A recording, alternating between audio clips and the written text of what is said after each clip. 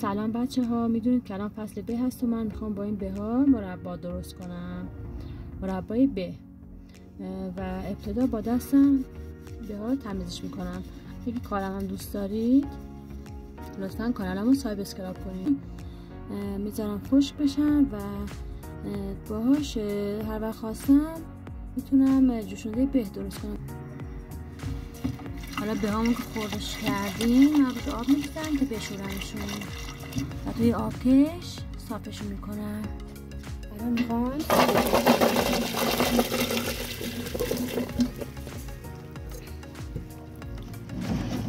آب می‌ریزم روی به همون که تمیز بشه.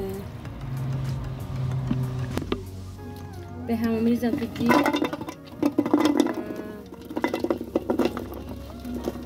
آبی هم که نیاز دارم می‌ریزم رو.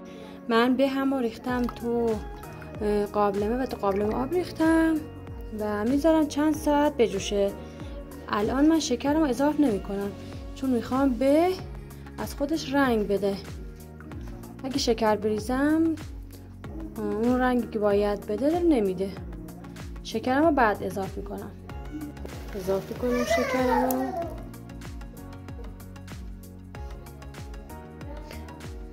شکرم رو اضافه کردم و درشو میذارم 3-4 ساعت بمونه و زیر اجاقاتم خیلی کمش میکنم. این حالت میخوام بهش آب لیمو اضافه کنم به خاطر که قندک نزنه.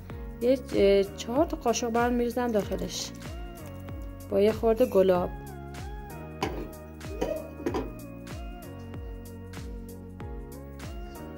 اینم از گلابمون که بهش اضافه میکنم واسه بوش. اینم از مربای بهمون که درستش کردم. شما هم درست کنید نوش جان.